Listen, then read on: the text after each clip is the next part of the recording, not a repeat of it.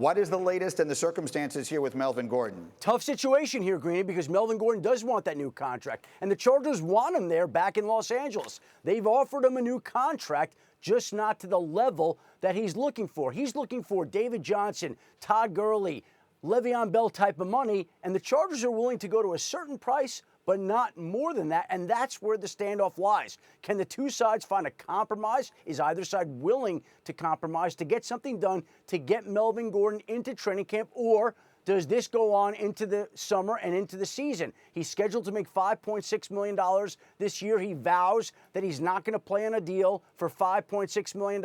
The Chargers have Austin Eckler. They have Justin Jackson. They have other backs. No back is as good as Melvin Gordon. They need him there, but there's going to have to be some movement here in order to get him back into the fold, and right now it doesn't look like that's happening.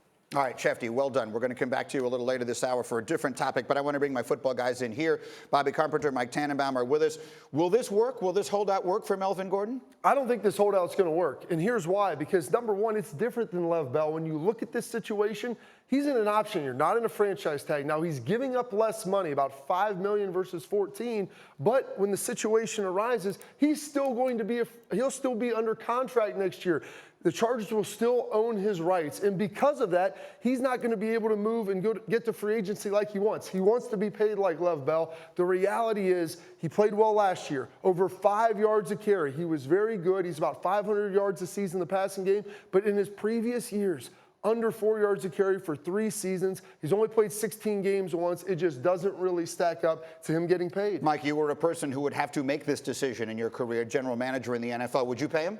No, I agree with Bobby because it's a position that's certainly replaceable. So if we go back a year ago, Todd Gurley of the Rams, he gets hurt. C.J. Anderson comes in.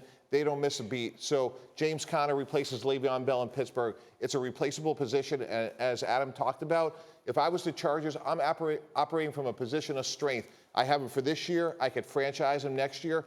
I have a lot of options. So I would proceed with caution, and if we get something done reasonably, great. If not, Kareem Hunt's out there next year. Derrick Henry's out there. They have options. And listen, I think you make an important point. I've had this fight with Mel Kiper for years. Whenever he says don't use a first-round pick on a running back, I think it's 180 degrees the other way. That's the perfect time to get a running back. You draft him, you get him at a reasonable salary for his most productive years. You get that 5th year, you can control him basically 6 years, and then you let him go and you replace him with someone younger and cheaper. To me, it's a terrible thing to be a running back, but at the end of the day, I would never pay these guys beyond that first deal. You just mentioned the methodology. You get drafted in the first round, you get the 5th-year option, you're getting paid a little bit more. Then you can franchise tag them in the 6th, and if they're really good, you can franchise tag them in their 7th year, and they never get to free agency. So as good as Melvin Gordon is, they'll just say, you can walk. We have Austin Eckler. He averaged over 5 yards a carry. You know what? Also last year we were 4-0 without you, so I don't know why we're really going to pay you all this. And Greedy, you know who really agrees with you is Bill Belichick. Let's look what he's done. Last year, Sony Michel, first-round running back out of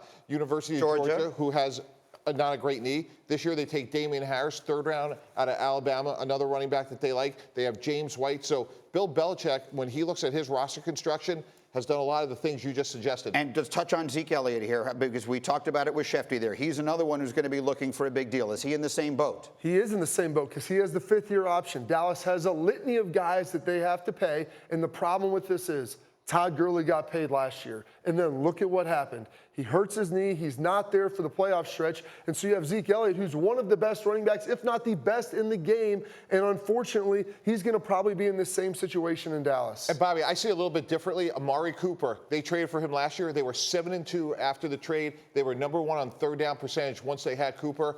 As Adam touched on, if I'm the Dallas Cowboys, I prioritize Dak Prescott, my winning quarterback, who's been a winning starter, and Amari Cooper, 7-2 after the trade. I put Elliott below them and Jalen Smith. One important note.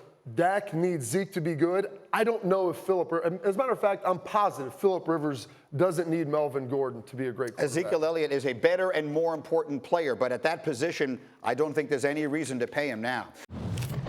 Everyone, thank you for watching ESPN on YouTube. For more sports, more analysis, download the ESPN app.